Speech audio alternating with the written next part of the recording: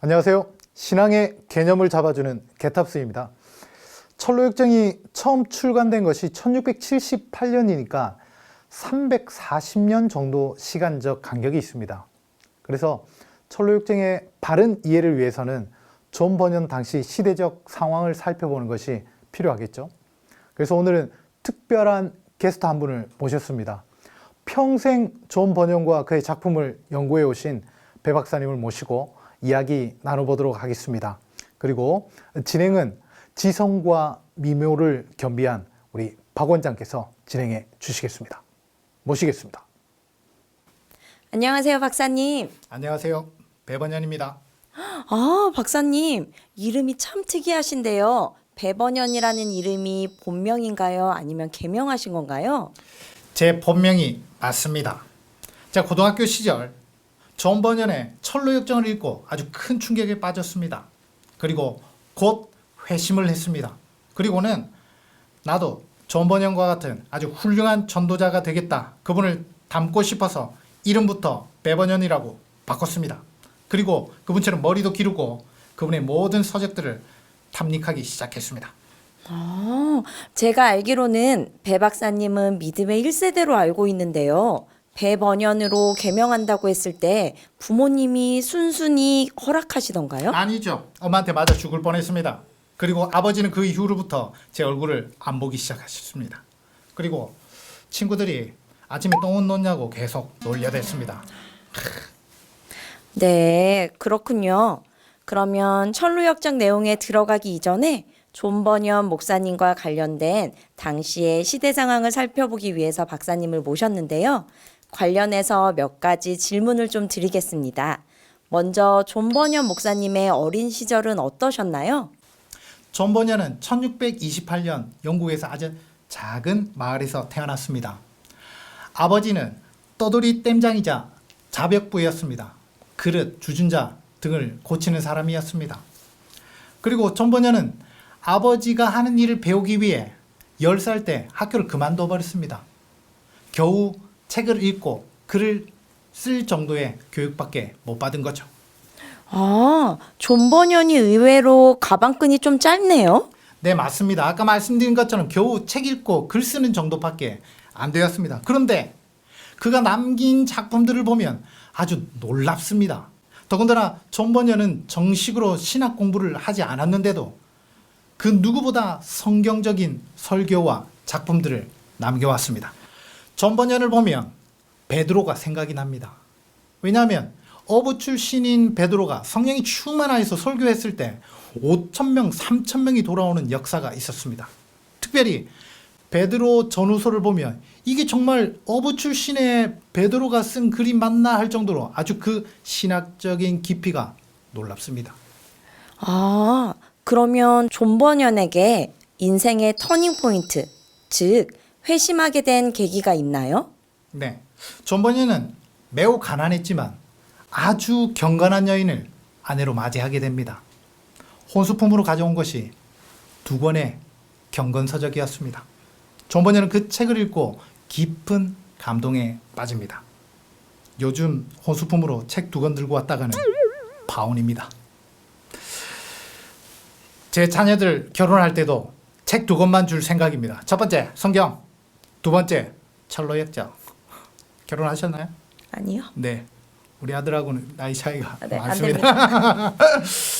버년의 회심과 관련된 일화가 있습니다. 어느 날 버년이 거리를 가고 있는데 여인들이 모여서 하는 이야기를 우연히 듣게 됩니다.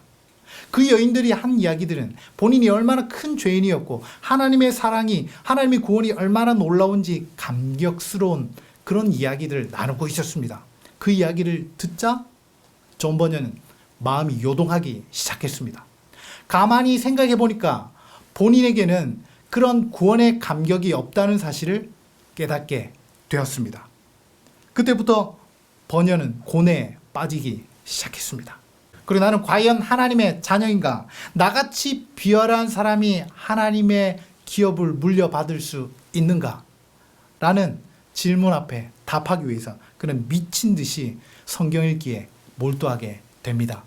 그리고 결국 골로새서 1장 20절 말씀을 읽는 중에 마음의 평안을 얻게 됩니다. 제가 잠시 골로새서 1장 20절 말씀 읽어드리겠습니다. 그의 십자가의 피로 화평을 이루사 만물 곧 땅에 있는 것들이나 하늘에 있는 것들을 그로 말미암아 자기와 화목게 되기를 기뻐하심이라. 아멘. 그 후로 존 버년에게 하나님은 항상 곁에 계신 분이었고, 그리고 성경은 세상에서 둘도 없는 가장 중요한 책이 되었습니다. 그 후로 존 버년에게 하나님은 가장 가까이 계신 분이었고, 성경은 아주 놀라운 책이 되었습니다. 그리고 25세 때 존 기퍼드 목사님에게 세례를 받고 그 교회를 출석하게 됩니다. 그리고 차후에 그 교회 담임 목사가 되기도 합니다. 아, 철로역정은 존 버년이 감옥에서 쓴 것으로 유명한데 도대체 왜 감옥에 갇힌 걸까요? 네, 당시 영국에는 4가지 종파가 있었습니다. 첫 번째 카톨릭, 성공회, 그리고 장로교, 그리고 마지막으로 청교도가 있었습니다. 영국에서 공식적인 국교는 바로 성공회였습니다. 그런데 존 버년은 아주 독실한 청교도 목사였습니다. 찰스 2세가 왕위에 오르자 그의 왕권을 강화하기 위해서 국교인 성공회 외의 모든 종파들을 탄압하기 시작했습니다. 그런 상황에서 존 버년이 불법으로 청교도 집회를 인도하고 설교를 했다는 죄목으로 12년간 감옥에 투옥 생활을 하게 됩니다. 그리고 수년 뒤에 2차로 투옥 생활을 하게 되는데 바로 그때 우리가 보고 있는 철로역정을 집필하게 됩니다. 왕권을 강화하기 위해 다른 종파를 탄압했다니 선뜻 이해가 잘 되지 않는데요. 좀 더 자세한 설명을 부탁드려도 될까요? 아주 핵심적이고 좋은 질문입니다. 결론적으로 성공의 신앙을 강요하는 것, 이것이 곧 왕권을 강화하는 것이다. 이런 주제가 되겠습니다. 원래 영국의 국교는 가톨릭이었습니다. 헨리 8세 때 로마 교황청과 결별을 선언하고 영국만의 종교 성공회를 설립하게 되었습니다. 이게 무슨 말이냐? 가톨릭 국가의 권력의 중심에는 교황이 있었습니다. 왕은 아무것도 아니었습니다. 그래서 헨리 8세가 가톨릭과 결별하고 국교 성공회를 만들었던 것은 모든 권력의 중심이었던 교황이 아니라 그 권력의 중심을 왕으로 옮겨왔다는 의미가 되겠습니다. 다시 말해서 가톨릭의 수장은 교황이었지만 이 성공회의 수장은 바로 헨리 8세 왕 자신이었습니다.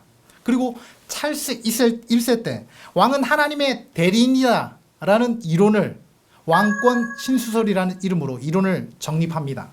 아들 찰스 2세 또한 이 아버지의 가르침을 그대로 백성들에게 전파합니다. 강요를 합니다. 그래서 찰스 2세는 왕권을 강화하기 위해서 성공회 외 모든 타 종교들을 탄압하기 시작한 것입니다.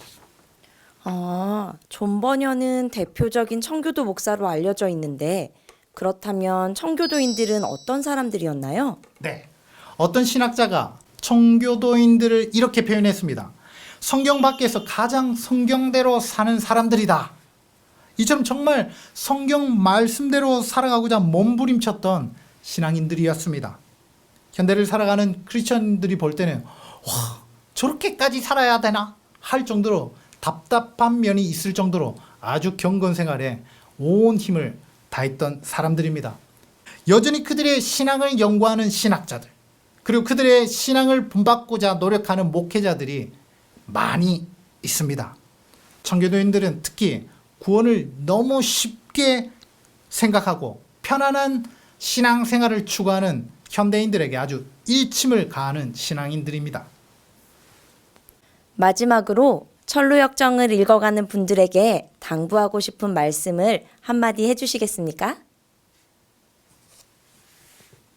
저는 이 코로나 시대를 지나면서 신앙에 있어서도 양극화 현상이 일어나겠구나, 신앙에 있어서 회색지대는 곧 사라지겠구나 하는 생각이 듭니다.